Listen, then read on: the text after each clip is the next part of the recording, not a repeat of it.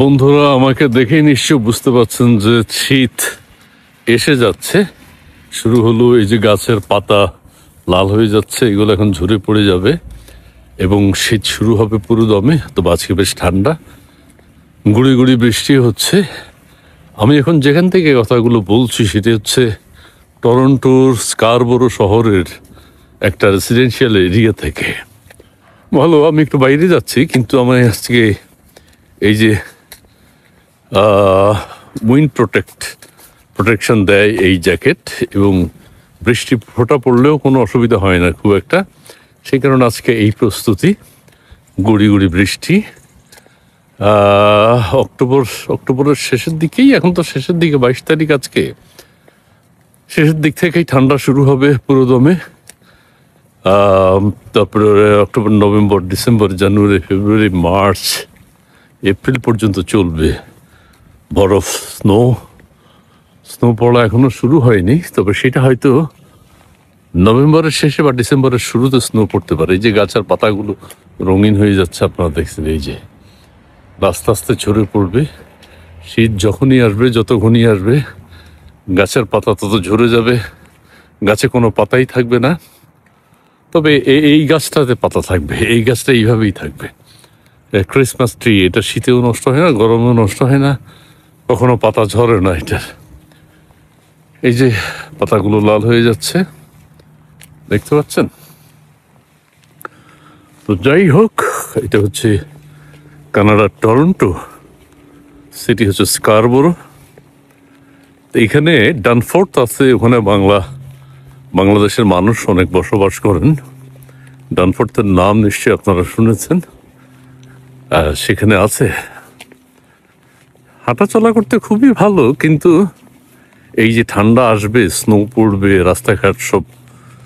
তবে হ্যাঁ, snow jacket আছে, স্নো বুট আছে, প্রোটেকশনের পর্যাপ্ত ব্যবস্থা আছে, না হলে শীত প্রধান দেশের মানুষ কিন্তু বাঁচতে পারতো না। তবে আপনাদেরকে আরেকটু কথা বলি, নেচারের সাথে যারা স্ট্রাগল করে বেঁচে থাকে তারা কিন্তু খুব উন্নত। আপনি শীত প্রধান যত দেশ আছে, সবগুলো দেশ উন্নত।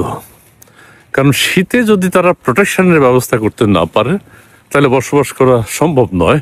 কাজেই তারা খুব এনার্জেটিক, নিজেদেরকে ভালো থাকতে হবে, ইলেকট্রিসিটি থাকতে হবে, গ্যাস থাকতে হবে, পর্যাপ্ত কাজ থাকতে হবে, বিদ্যুতের স্বয়ংসম্পূর্ণ তারা, কারণ বিদ্যুৎ ছাড়া বাঁচবে না। গ্যাসের স্বয়ংসম্পূর্ণ কারণ গ্যাস ছাড়া বাঁচবে না।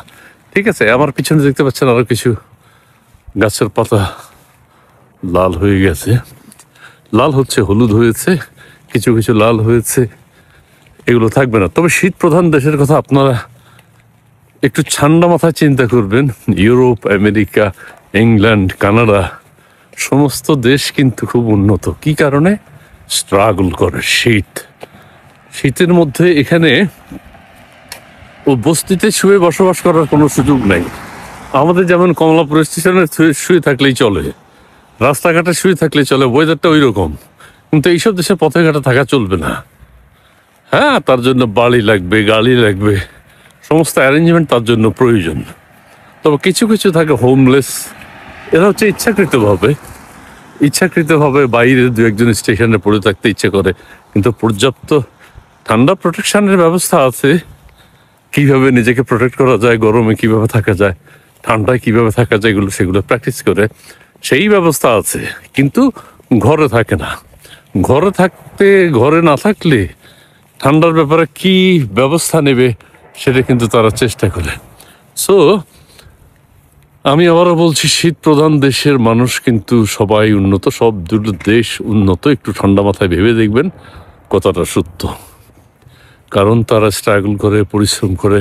তাদেরকে বেঁচে থাকতে হলে প্রোটেকশনের প্রয়োজন হবে, পর্যাপ্ত বিদ্যুৎ লাগবে, গ্যাস লাগবে, পানি লাগবে, সমস্ত কিছুর ব্যবস্থা। এই যে গাছগুলো, এগুলো তো একটা তো পাতা থাকবে না 2-1 মাস পরে। 1 মাস এখনই ঝরে যাচ্ছে, থাকবে না। ঠিক আছে বন্ধুরা, ভালো থাকবেন, সুন্দর থাকবেন, সুস্থ থাকার চেষ্টা করবেন, আর দেশকে ভালোবাসবেন, দেশের মানুষকে ভালোবাসবেন। আর একটা জিনিস মনে রাখবেন, আমার কারণে যাতে কারো ক্ষতি না হয়। আপনার কারণে যাতে কারো ক্ষতি না হয়, তাহলে পৃথিবী ভালো থাকবে, মানুষ ভালো থাকবে। জি, ধন্যবাদ।